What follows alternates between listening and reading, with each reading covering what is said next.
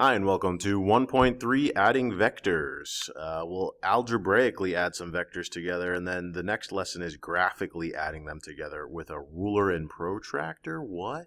All right, but with this one, we'll just do trigonometry. Well, actually, sometimes you won't even need trigonometry. For example, if the parallels are linear, if they're right next to each other, you just add them or subtract them. So if they're going in the same direction, you add them together, and you get 8, right? 3 plus 5 is 8. If they were going in opposite directions, let's say you had 3 meters and you had 5 meters to the left. See how we did head to tail here? We mentioned it in the lecture video. You still do head to tail. Let's make this one green. It's worth going over like this. So we have a green 5 meter vector.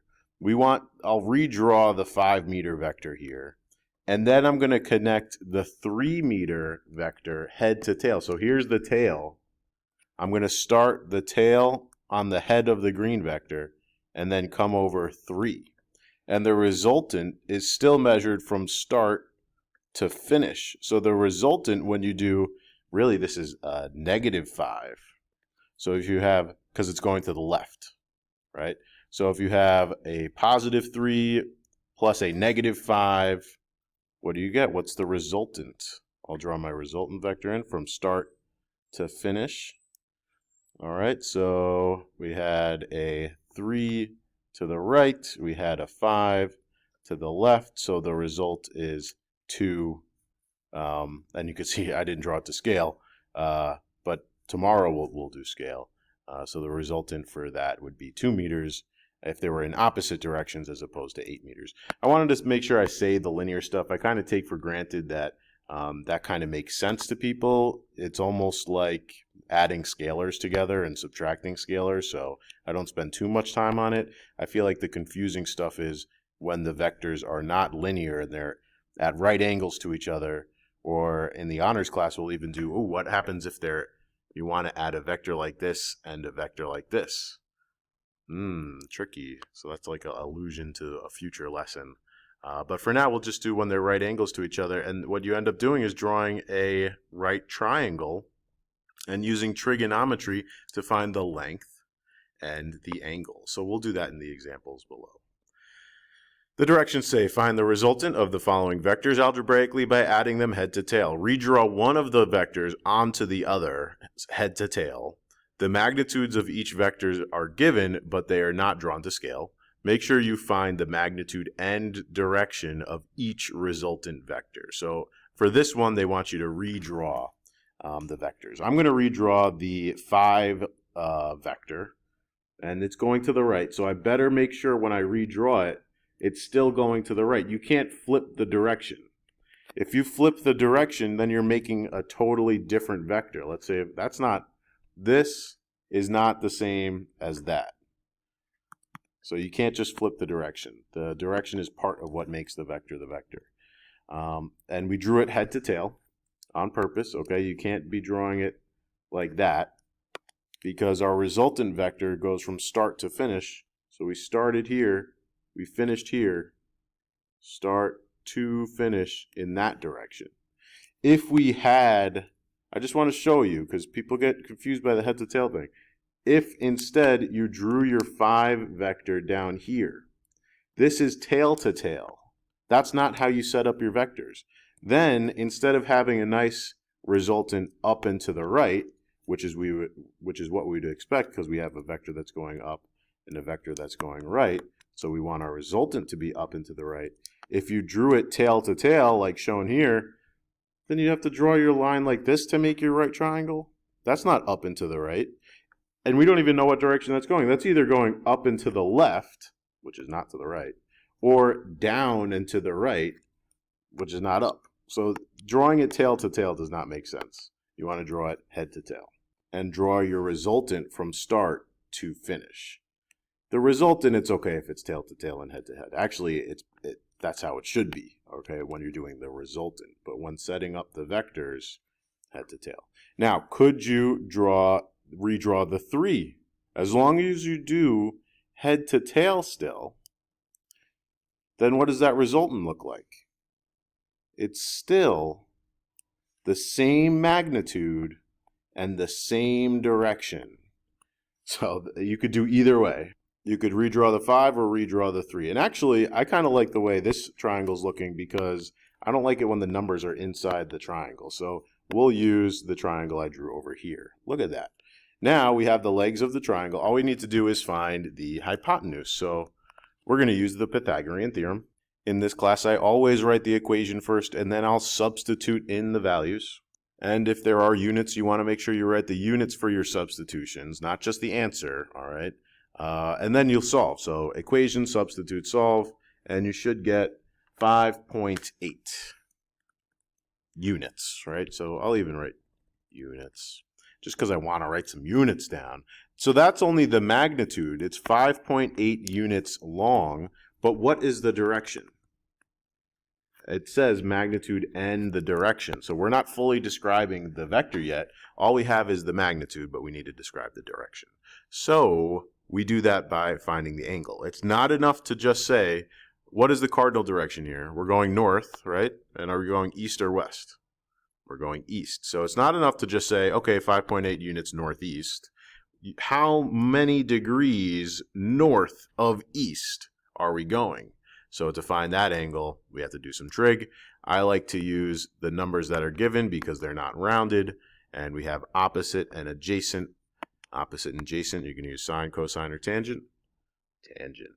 Again, we'll write the equation, then substitute in your values, and we'll solve using the inverse tangent. So that's about an angle of 31 degrees.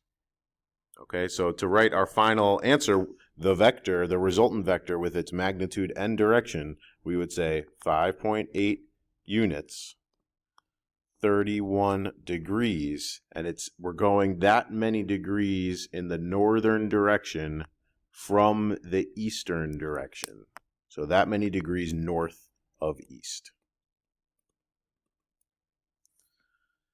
Now we have two vectors here, and they are not connected head to tail, but we can make them connected head to tail. And why don't we redraw the 25 unit vector? And we make sure it's going down, so make sure it's down. Can't just make it up out of nowhere. You can't flip the direction. We had an arrow going down and an arrow going to the left, and we still have the same thing, an arrow going down, an arrow going to the left. So we're answering the question that they're asking. And then we have to draw the resultant vector from start to finish. We're going down and to the left. And now we have our right triangle. And we'll use Pythagorean theorem to find the magnitude. Substitute in the numbers and solve. You get an answer of 26.9 units. Okay, so this is 26.9. That is the magnitude. That is the length of this vector. Okay, but what is the direction? We need to find an angle. Think of the cardinal directions. Would you say it's going south? I would. Would you say it's going west or east? West. So it's going southwest, but how many degrees south of the western direction? Let's find out. Now, again, we have all three sides, but I'm going to use these two because they're not rounded. They were given to you in the problem. So we have opposite and adjacent. Are we going to use sine, cosine, or tangent? Let's use tangent. Substitute in.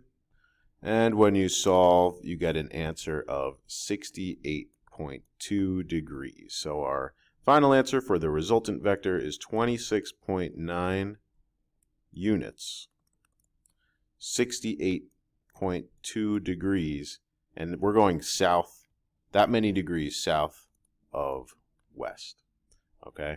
I forgot to mention, when you're doing this trig stuff, make sure your calculator is in degree mode. If you're getting super frustrated because you're getting some weird numbers, check to see if it's in degree mode. Click on the mode button. And you don't want radians, you want degrees. All right, then we have the last question, the one you've probably been waiting for. What the heck do you do when you have three vectors like this? The instructions say connect the vectors head to tail to form a right triangle, then find the resultant. Is that a clue, maybe? Maybe some critical thinking? I don't know. As long as you're doing it from head to tail, you should be able to find a right triangle somewhere, no matter how you do it. Now, there's a bunch of different combinations for how we would do this. I'll try to make the most complicated one. So first, we'll make the 6 vector going to the right, make it a little bit longer. Then head to tail, we'll draw the 4. So if you draw the 4 like this, and then you got to throw that 3 in there. All right, so now all our vectors are head to tail, do you agree? And we started here, and we finished here, and you draw the resultant from start to finish. It's like you're walking, right? So walk, I start here, I walk in this direction, then I walk in the down direction, then I walk in the right direction, and I ended up over here. And if your friend is standing where you started, and they're looking at where you went, and they wanted to point in a direction, they could say, oh, your resultant is this long and this degrees, right? So they could describe where you went. That's actually called displacement. All right, but right now we're just doing general vectors because you could think of walking, but it's also forces. So you could push things in certain directions. There's a lot of different types of vectors that pop up again and again as we go through the year. Now I want to try something. There's other ways you could draw these vectors head to tail. I happen to draw the 6 first, then the 4, then the 3. Let's start with the 6 again, and then we'll draw the 3 and then the 4. Now remember, the 6 is going to the left. As long as you keep the directions the same. 6 is to the left, 3 is to the right, 4 is down. You don't flip the directions. Then it should work out the same way. So 6 to the left, and then I drew the 4. So this time I'll draw the 3 starting on the head of the 6, and I'm going to draw 3 to the right. Now think about it. How far, if I wanted to roughly do this to scale, 3 is half of 6, right? So I'll try to draw it in the middle of that 6 vector. So I walked to the left 6, then I came back and I walked to the right 3. And now I'm standing right in the middle of that 6 vector, and I need to do my final one, which is 4 down. So I'm going to draw 4 down like that. Okay. Now you draw, and see, I didn't do it to scale, so it's not exactly the same. I was hoping it would be a little bit closer. But what do you get? From start to finish, you get a vector that's down and to the left. It looks smaller. I know, fail, epic fail, because I didn't do it to scale. But if I did it to scale, you'd end up with the same exact vector. Doesn't matter what order you draw them in.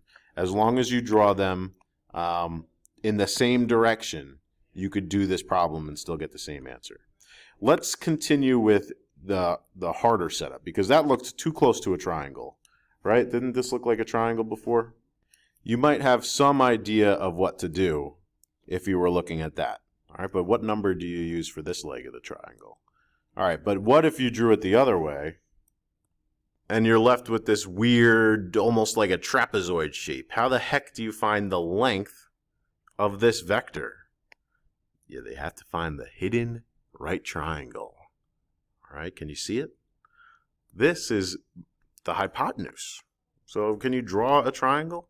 You could either drop down a line right here and be like, boom, triangle. Or if you know the red line's going to be the hypotenuse, you could also do this, and you get the same triangle. It's just flipped over the hypotenuse. Both are fine to do it. I'm going to do it like this. There's my triangle right there that I just made. Now, the question is, how long is this leg? Can you see from the diagram? It's going to be 4, that same 4, because we went 4 down. But just like on the other one that I drew, we went to the left 6, and then we came back 3. So if we were going to describe this length, I went to the left 6, then I came back 3, and we had 3 left over.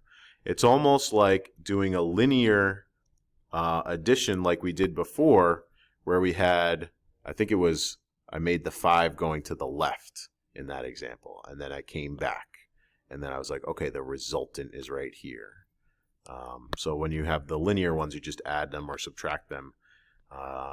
You add them if they're in the same direction, you subtract them if they're in opposite directions. So here they're in opposite directions, so you do 6 minus 3 to get the remainder, 3.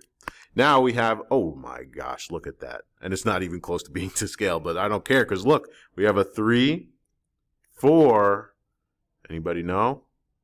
What is the hypotenuse here?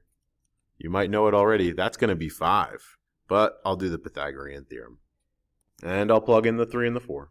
And when you solve, you get the magnitude is equal to 5 units. But what is the direction? We can find, I like to find the angle. Some people would find maybe this angle because it's like, oh, it's just a triangle. I've done so many of these that I forget to mention that if I'm starting here, that like that person standing there, and I'm pointing in this direction, I like to find this angle because I'm standing right here. I don't know if that makes sense, but yeah, that's the angle I would use to describe this vector. And we're going to use, again, opposite and adjacent.